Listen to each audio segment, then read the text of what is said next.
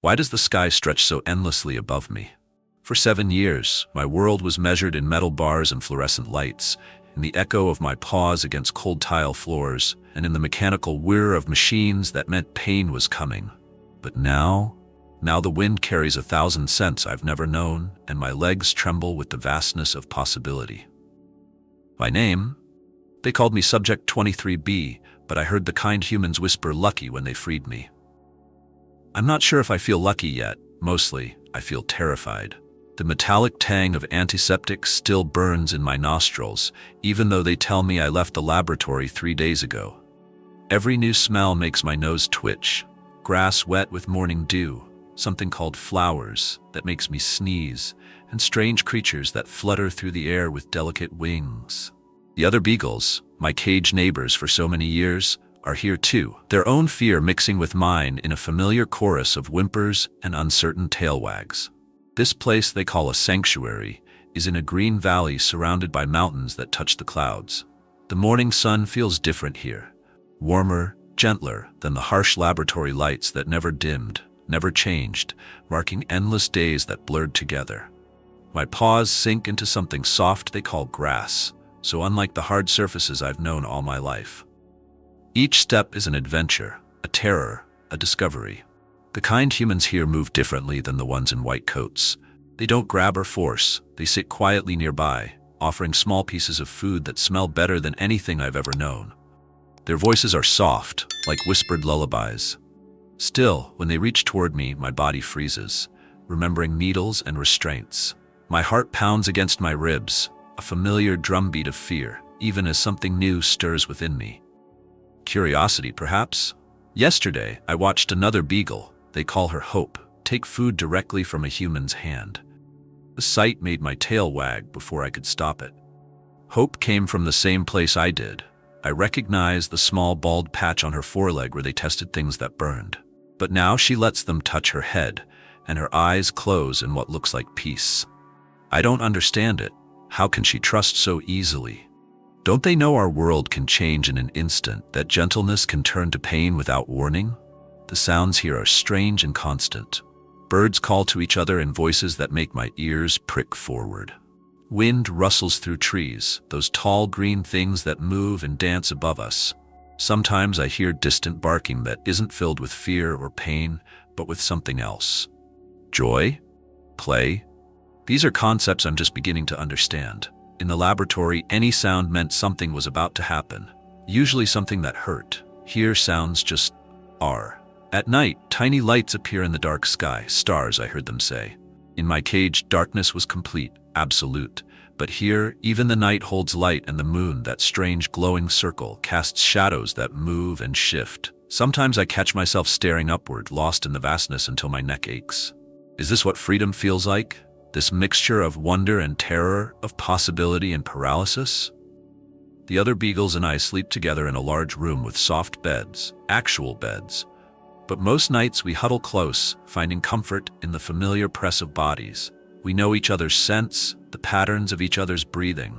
Together, we're learning to be dogs instead of test subjects.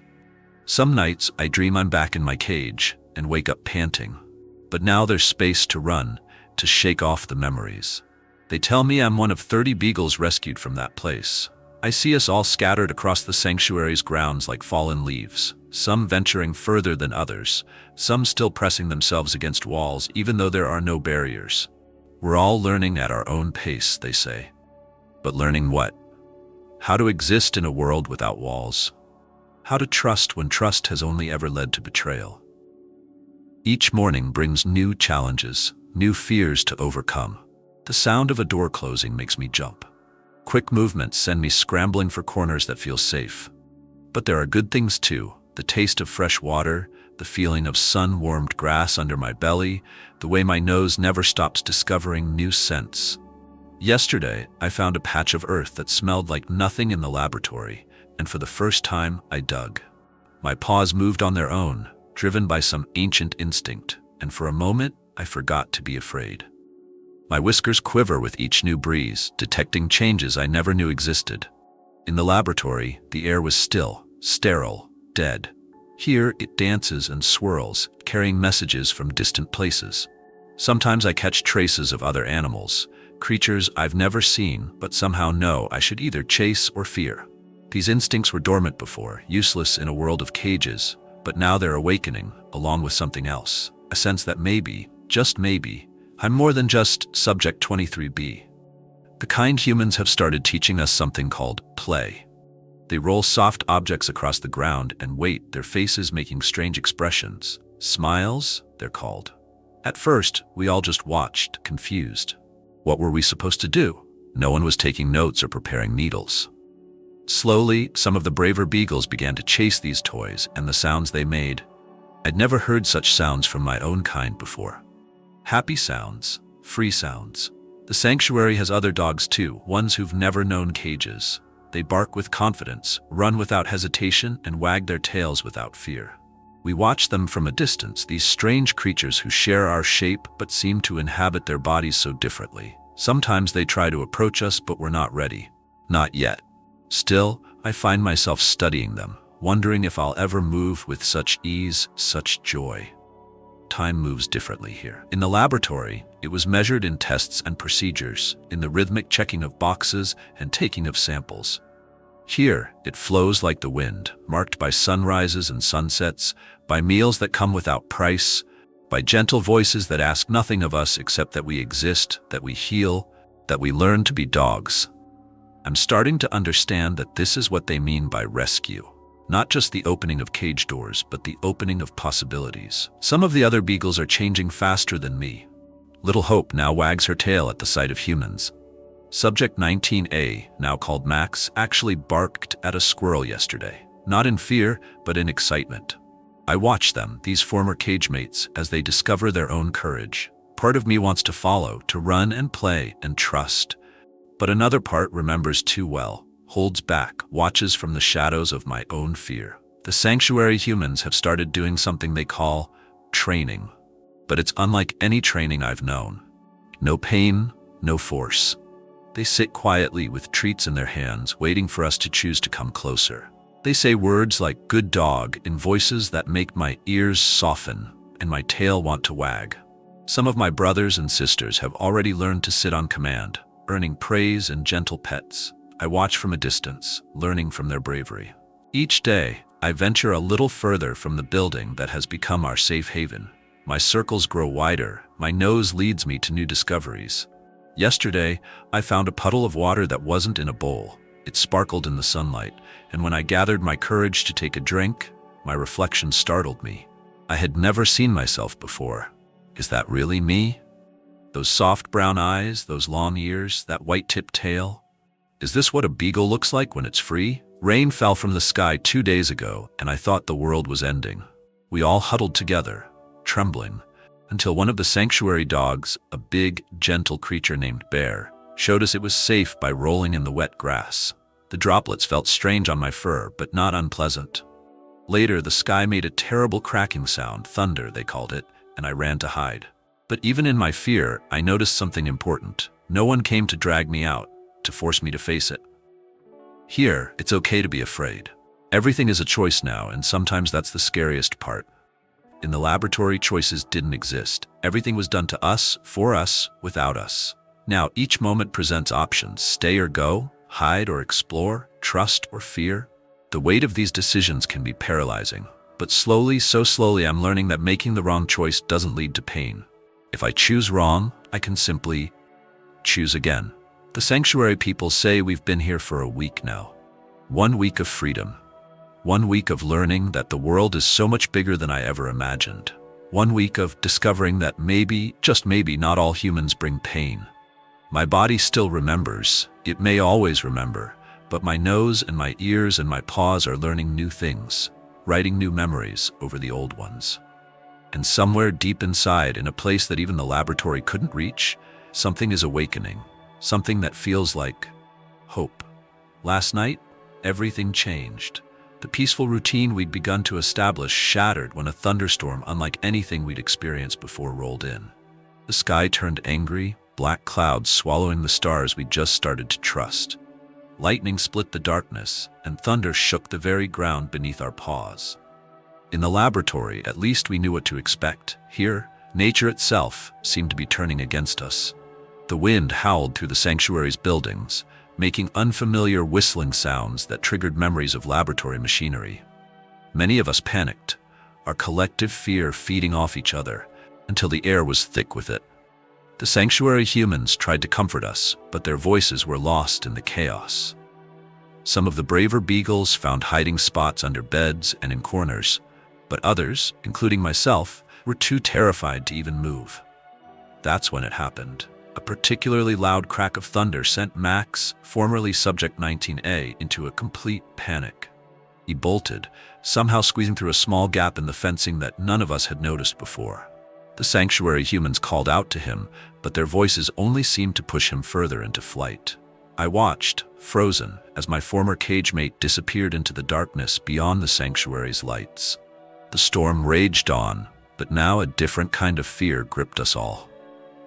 Max was out there, alone in a world we barely understood.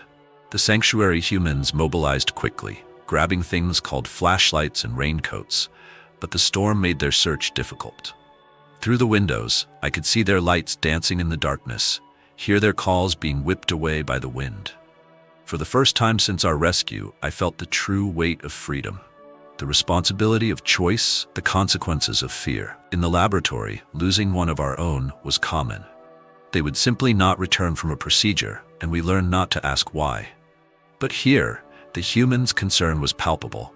They didn't give up, even as the rain pounded harder and the wind grew stronger. Something stirred in my chest as I watched them searching, a feeling I couldn't quite name.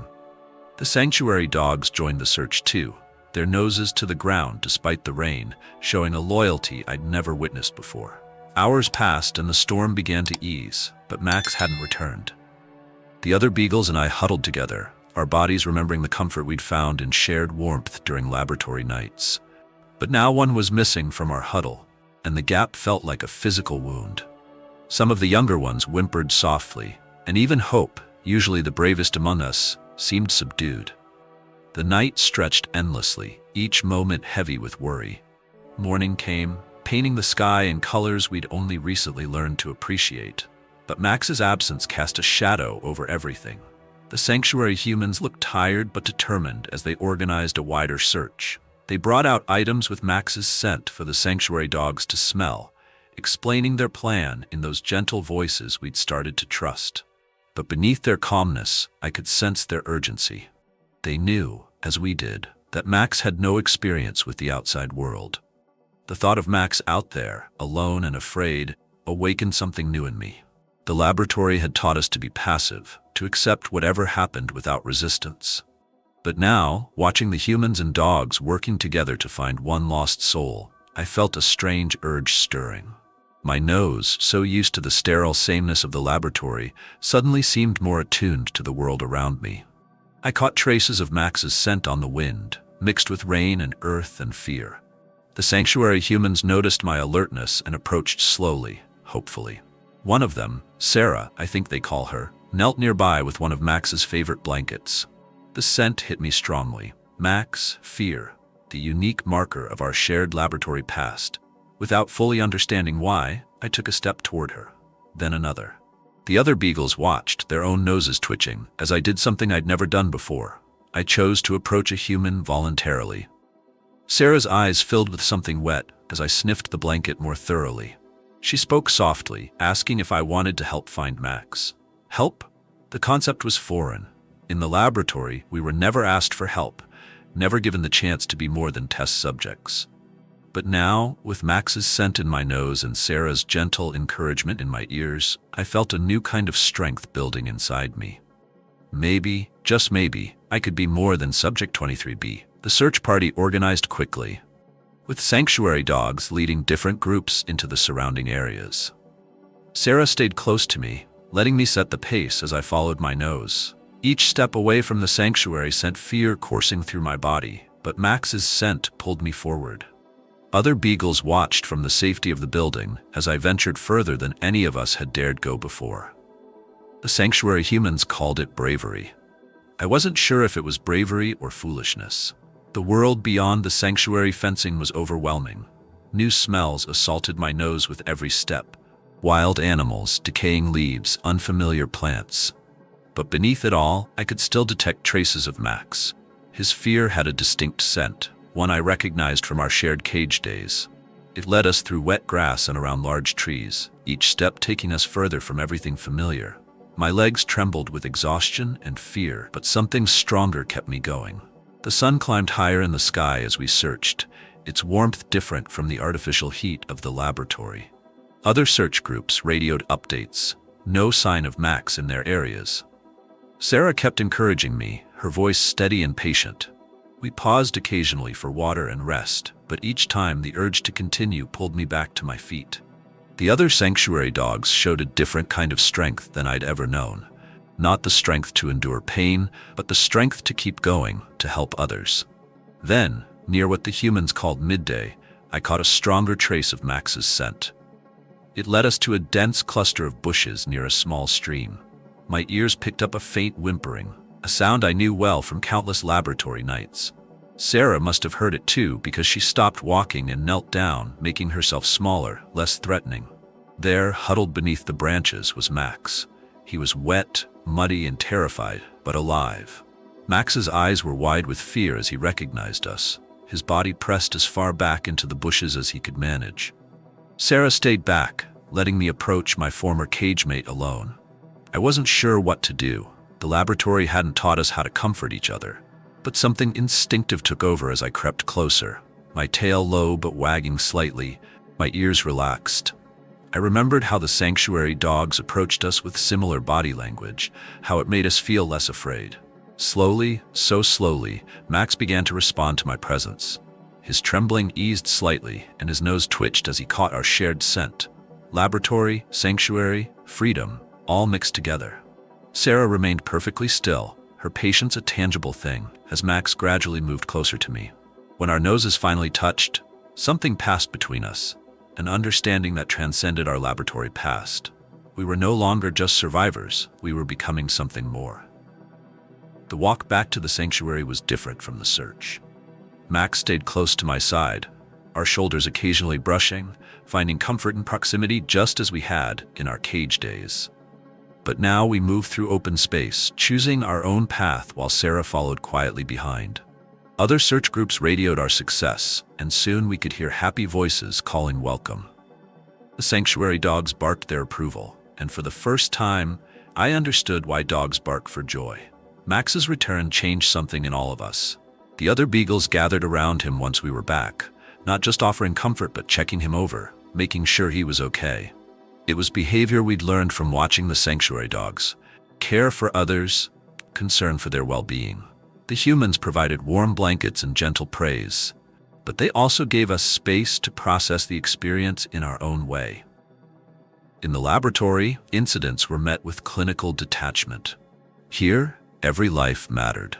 That night, as we settled into our usual sleeping huddle, the dynamic had shifted. Max was no longer just another laboratory survivor. He was our lost packmate, found and returned. And I was no longer just Subject 23B, hiding from everything new and frightening. I had ventured out into the unknown, not because I was forced to, but because I chose to help another. The sanctuary humans called it a breakthrough, but it felt more like an awakening. The next morning brought new challenges, but they felt different now. The fear was still there. It might always be there. But it was no longer the only thing defining us. Max's adventure had shown us both the dangers and the possibilities of our newfound freedom. Some of the other beagles began showing more interest in the sanctuary dogs, watching how they moved through the world with such confidence. We were learning that courage doesn't mean not being afraid. It means acting despite the fear. The days following Max's rescue brought unexpected changes to our little community. Standing at the sanctuary's fence one morning, I realized I was no longer counting the hours by procedures and tests, but by sunrises and the gentle rhythm of sanctuary life. The fear still lingered, but something else was growing stronger. Curiosity, perhaps even courage. Sarah began spending more time with me, not demanding anything, just sitting nearby as I explored the sanctuary grounds. Her presence, once terrifying, became oddly comforting. One morning she brought something that made my nose twitch with interest, a small piece of what she called cheese. The scent was unlike anything from the laboratory, rich and tempting. The moment I chose to take that first piece of cheese from Sarah's hand became a turning point. Her fingers were gentle, nothing like the hands that once held me down for injections. My heart raced, but not with terror. This time it was with a strange mix of excitement and anticipation. The other beagles watched, their own tails beginning to wag hesitantly. That simple act of trust opened a floodgate. More of us began approaching the sanctuary humans, each at our own pace. Hope, always the pioneer, started playing with toys in the open instead of hiding them under her bed. Even the most timid among us, little Rose, formerly Subject 27A, ventured out to join our growing confidence. The sanctuary dogs seemed to sense our transformation. They no longer kept their distance, but began including us in their daily routines. Bear, the gentle giant who had shown us Rain could be safe, started teaching us how to play. His big, clumsy movements made fear impossible. How could we be scared of someone who rolled in mud puddles with such joy? One particularly warm afternoon, something extraordinary happened. A butterfly landed on my nose, its wings gently tickling my whiskers. Instead of flinching away, I stayed perfectly still, mesmerized by its delicate beauty. Sarah, watching nearby, made a sound I'd come to recognize as happy laughter. For the first time, I felt something bubble up inside me, my own kind of joy. The laboratory's strict routines began fading from my memory, replaced by new patterns we created ourselves. We learned to wake with the sun, not the harsh fluorescent lights. We discovered the pleasure of choosing where to sleep, what to eat, when to play. Some days we even forgot to be afraid, lost in the simple pleasures of being dogs. Max, whose escape had triggered so much change, became something of a leader among us. His adventure, though born of fear, had shown us that we could survive outside our comfort zones. He started encouraging the more timid beagles, showing them the safe spots he'd found during his wanderings. His confidence was contagious. The transformation wasn't just physical. Though our coats grew shinier and our eyes brighter, it was deeper, more fundamental. We began to understand that we were more than our past trauma.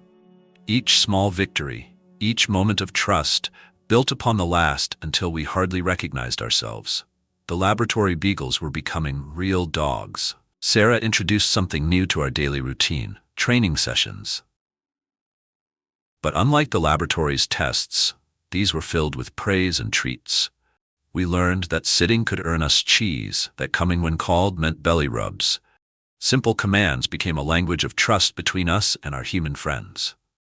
One morning, I caught my reflection in a window and stopped short. The fearful, cowering creature from the laboratory was gone. In its place stood a proud beagle with bright eyes and a wagging tail. Other dogs might take such things for granted, but for us, this transformation was nothing short of miraculous. The sanctuary's fence no longer felt like a barrier, but a boundary of safety. We could see the world beyond, but chose to stay, not out of fear, but out of belonging. Some of us even started sleeping in the humans' offices during the day, curled up in patches of sunlight like we'd seen the sanctuary dogs do. The sound of footsteps approaching no longer sent us into panic. We learned to distinguish between Sarah's gentle tread, Bear's heavy paws, and the new volunteers who came to help. Each sound had meaning, but none brought pain. The laboratory's harsh echoes were finally fading from our memories. Watching the younger beagles play one afternoon, I realized something profound. We were no longer just surviving, we were living. Their playful barks weren't tinged with fear, their romping wasn't interrupted by anxious glances. They were simply being puppies, perhaps for the first time in their lives. The humans started bringing new things for us to try. Puzzle toys that dispensed treats, soft beds with fluffy blankets, even small pools of water for those brave enough to wade in. Each new experience was offered, never forced, and we discovered the joy of choosing what interested us. Our world expanded daily, not just in physical space, but in emotional capacity. We learned to comfort each other during storms, to share favorite toys, to play without fear of punishment. The laboratory had taught us to be silent and separate. The sanctuary taught us to be a family. Sarah told us that soon some of us would be ready for something called adoption. The word meant little to us, but we understood it had to do with change. This time, though, the prospect of change didn't terrify us. We had learned that not all changes bring pain. Sometimes they bring opportunities for even more love. Young Hope was the first to be adopted. We watched her leave with her new family, not with fear, but with a strange mixture of sadness and happiness. She looked back at us once, her tail wagging with confidence before jumping into their car. That night, our huddle felt smaller, but our hearts were full, knowing she had found her special humans. The sanctuary humans say we're ready for our own stories of forever homes. Looking back at how far we've come, from numbered subjects to individuals with names, from fearful survivors to confident dogs, it seems impossible. But then I remember that butterfly on my nose, that first piece of cheese from Sarah's hand, and I know that anything is possible now. As weeks turned into months at the sanctuary, our transformation became more profound. The day Sarah announced I had a potential family coming to meet me, I surprised myself by wagging my tail instead of hiding. The laboratory's hold on my spirit was finally loosening, replaced by a cautious optimism I never thought possible. These mysterious potential adopters turned out to be a gentle couple with soft voices and patient eyes. Unlike my first encounters with humans in white coats, I found myself drawn to their calm energy. They sat on the grass, making themselves small and unthreatening, while Sarah explained my background. Instead of pity, I saw understanding in their eyes. The woman, Ellen, had brought something that made my nose twitch with interest, homemade treats that smelled of peanut butter. She placed them on the ground near her, letting me choose whether to approach. The laboratory had never given us choices, but now I understood their power. Each step toward her was my decision, my victory over fear. Their first visit became 2, then 3, each time bringing new discoveries. The man, Tom, had a laugh that reminded me of wind chimes, soft and musical. Ellen would read books while sitting near me, her voice creating a peaceful atmosphere that made my muscles relax. They never rushed, never pushed, seeming to understand that trust needs time to grow. Sarah started preparing me for what she called home visits. The concept was frightening at first, leaving the sanctuary's safety for an unknown place. But she explained that I would always return, that this was part of learning to trust a family. The other beagles who had gone through this process came back with wagging tails and excited barks. My first visit to Ellen and Tom's house was a symphony of new experiences. Their home smelled of coffee and fresh bread, with soft carpets under my paws and windows that let in streams of sunlight. They had prepared a special corner just for me, with a bed fluffier than anything at the sanctuary and toys carefully chosen for nervous dogs. The most surprising part was their backyard, a fenced paradise that reminded me of the sanctuary but felt more intimate, more personal. A gentle water fountain provided constant soothing sounds. Bird feeders attracted small visitors that I could watch for hours. They had thought of everything to make a former laboratory dog feel safe. Each visit lasted longer than the last, and I found myself looking forward to their car arriving at the sanctuary. The other beagles seemed to understand. They would gather to see me off, their tails wagging in encouragement. We had learned to celebrate each other's progress, knowing that every success story gave hope to those still waiting. One particularly meaningful moment came when Ellen discovered my love for classical music. She played soft piano pieces while I explored their house, and something about the melodies reminded me of Sarah's gentle voice. The music became a bridge between my sanctuary life and this new possibility, a constant that helped me feel secure in both worlds. The day Sarah brought adoption papers, my heart knew before my head that I was ready.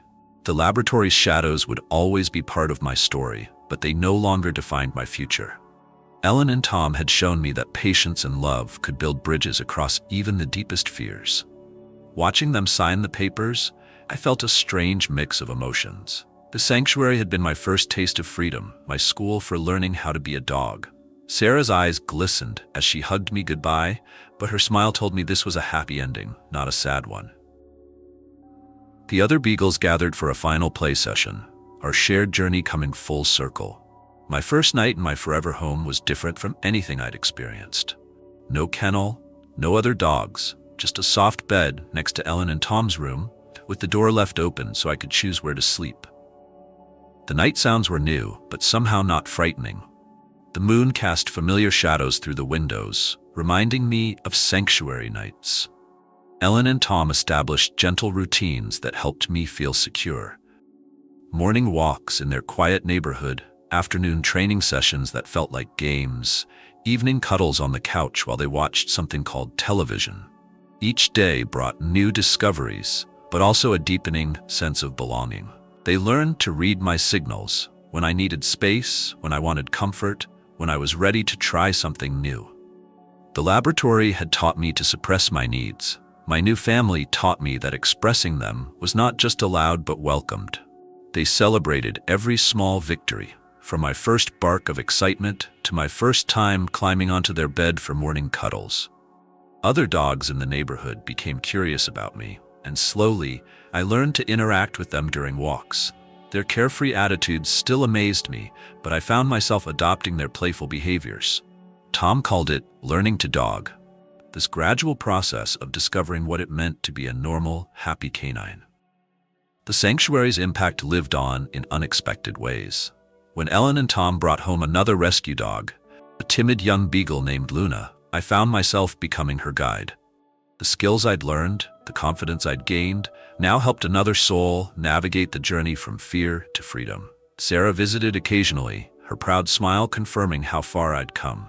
The frightened subject 23B was now just a memory, replaced by a confident dog who answered to Lucky and knew the joy of belonging.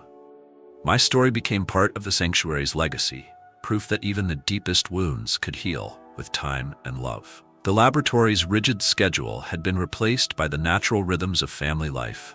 Weekday mornings were for walks and training, weekends for longer adventures in nearby parks. Each season brought new experiences: the crunch of autumn leaves, the quiet beauty of snow, the explosion of spring scents. My transformation felt complete the day I realized I could sleep deeply without fear, play without hesitation, and love without reservation. Ellen and Tom weren't just my adopters. They were my family, my safe harbor, my proof that second chances could become new beginnings. Looking back on my journey from laboratory subject to beloved family member, the distance seems almost impossible to measure. Time has softened the sharp edges of my memories, though they remain as reminders of how far I've come.